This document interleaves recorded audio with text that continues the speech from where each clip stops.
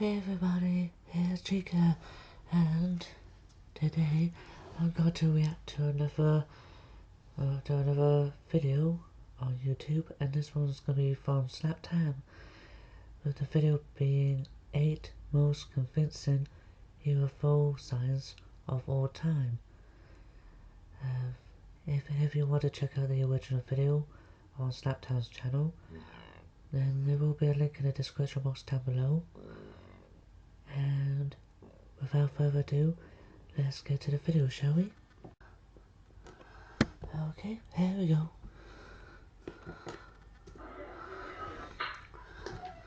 Now time.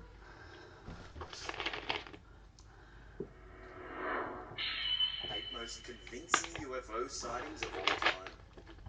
When it comes to UFO sightings, there is a lot of bogus footage out there, not to mention blurry photos and crackpot testimonies. There is, however, plenty of credible evidence of UFO existence if you can sift it out from the rest. From Apollo astronauts claiming UFO encounters to naval commanders' eyewitness accounts. Join us as we examine the 8 most convincing UFO sightings of all time. Today's episode is a co-production with All Time Numbers. For some amazing space facts, stay tuned for the end of this episode for more information. The Battle of Los Angeles. On the evening of the 24th of Oh February yeah, I heard 1942, about a this large story. hovering object was spotted over Los Angeles, California. While air raid sirens sounded, several spotlights made... Yeah, I heard about this. I think that I remember heard about this in one or two other countdown videos. I think one of them might have been in a countdown video from Dad's Top Videos or something like that. About 20 photos or something that fooled the world, I think. I don't know. maintained the object's position. The 37th U.S. Coast Artillery Brigade began peppering the UFO with 50 caliber machine guns and 12.8-pound anti-aircraft shells. The barrage continued well into the morning when a ceasefire was finally ordered. Initially, the object was thought to be an invading Japanese aircraft, as the incident occurred less than 3 months after the attack on Pearl Harbor. However, it was later announced that the entire incident was a false alarm put down to a case of worn nerves. Despite the government's feeble attempt to explain the incident, the identity of the object was never confirmed, nor whether the US government managed to shoot it down or not. Former US astronaut claims UFO encounters. Former Apollo 14 member Dr. Edgar Mitchell claims that aliens came to Earth to stop a nuclear war between the US and the Soviet Union. According to Mitchell, several high-ranking military officials told him that they had seen UFOs during weapons tests during the 1940s, including the first ever test of a nuclear weapon in New Mexico on the 16th of July 1945. Mitchell is even quoted as saying, "Other officers from bases on the Pacific coast told me their test missiles were frequently shot down by alien spacecraft." UFO over Holy City. On January 28, 2011, several Yeah, witnesses I'm not gonna captured lie, some of these are astonishing really footage of a odd. UFO flying over the Dome of the Rock on Jerusalem's Temple Mount. The glowing orb was seen clearly in the night sky before descending to within meters of the buildings below. It hovered there for a few seconds before emitting a bright light and ascending at great speed away from the bewildered onlookers. While the Israeli government dismissed the videos as likely hoaxes, no one has yet offered a definitive explanation as to what it was or how the video was made. Because the mysterious object appeared in such a holy place, many believe the UFO was a sign from God.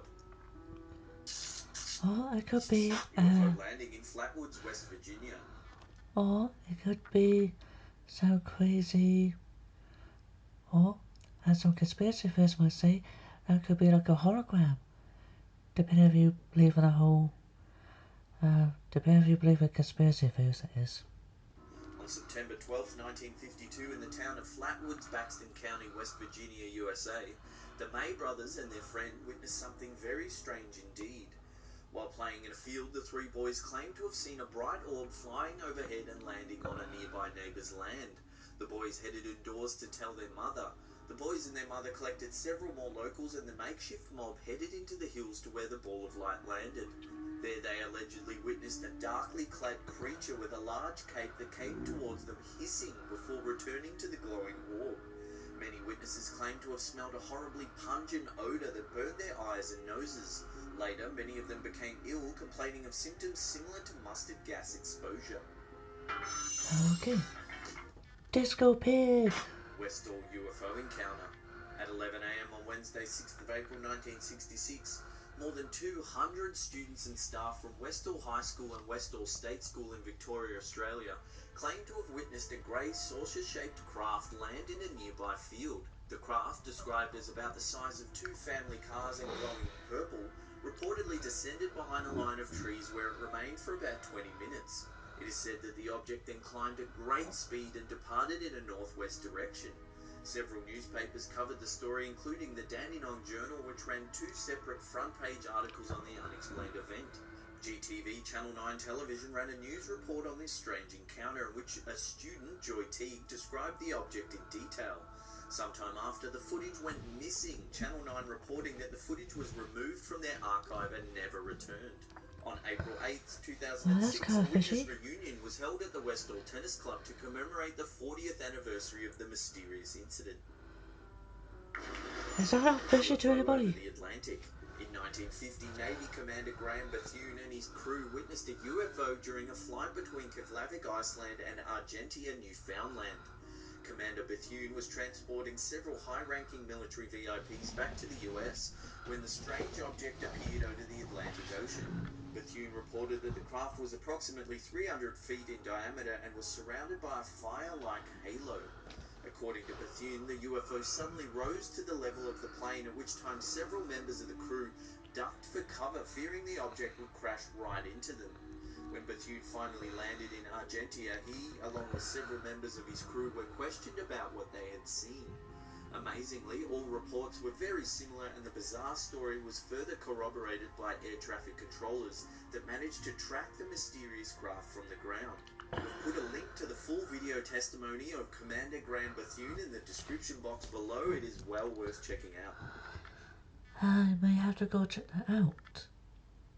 Off camera, that is. UFO over America's capital. Late on the evening of July 19th, 1952, Edward Nugent, an air traffic controller at Washington National Airport, noticed several unidentified objects on his radar. The objects were confirmed by several other controllers, including the senior air traffic controller Harry Barnes. Barnes contacted the airport's other radar center, where controller Howard Cochran confirmed that he could see one of the objects out of his window. The objects were described as glowing bright orange and moved in a manner unlike any aircraft known at the time, sometimes travelling at speeds estimated at 7,000 miles per hour. When the objects moved over the Ah, White that's House, Barnes fast. contacted Andrews Air Force Base. Soon the controllers at the Air Force Base confirmed several unusual blips on their radar screens. The mysterious blips corresponded to the location of the glowing orange lights, which were now being viewed in the sky by military personnel. At 3 a.m., two F-94 Starfire jet fighters were sent to intercept the objects. Just as the jets entered the area, the objects vanished from the radar. The incident made front-page headlines, raising fear and panic amongst the local citizens. The objects mysteriously reappeared on radar 1 week later. Several more eyewitnesses reported to have seen strange fiery orange objects moving at tremendous speed through the night sky. The sightings led to President Harry Truman to personally call for an explanation of the events. Several news sources reported that the Air Force jet pilots have been placed on 24-hour alert with orders to shoot down any craft that refused to land. One jet pilot, Lieutenant William Patterson, reportedly chased four of the objects at speed when they suddenly surrounded his plane. Patterson asked the control tower at National Airport what he should do. He received Well, if you're given orders to shoot down any aircraft that doesn't land when you say them to, then you know what to do. Shoot them down. Because that was freaking said. Because that'd be a shit way to do something. nothing but stunned silence from the controllers. Patterson then said the four objects sped away from his jet and disappeared. The Japan Airlines Flight 1628 sighting. On November 17, 1986, Japan Airlines Flight 1628 was en route from Paris to Narita, Tokyo. At 5:11 p.m., as the flight was changing direction through Alaskan airspace, several members of the crew, including ex-fighter pilot Captain Kenju Terauchi, witnessed two bright objects to their left.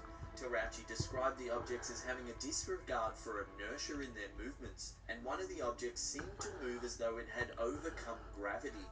Soon the objects disappeared and a third, much larger object became visible. Terauchi claimed the new object was cylindrical and twice the size of an aircraft carrier. The captain then requested a change of course in order to avoid the UFO, which was now heading straight towards the plane.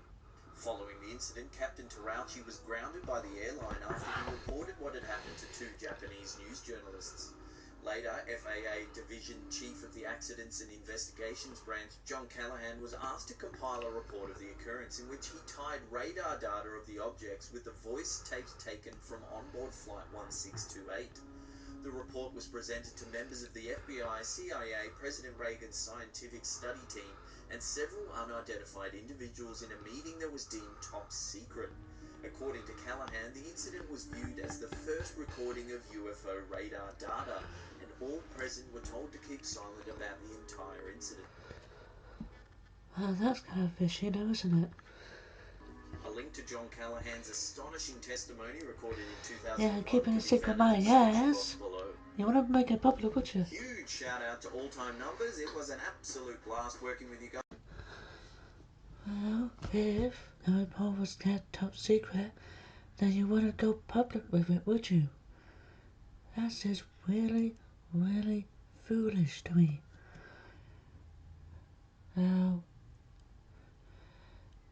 given you could go public with it, but that doesn't necessarily mean that you have to go and do something like keep it top secret. Cause given I can understand why you want to keep it top secret, but but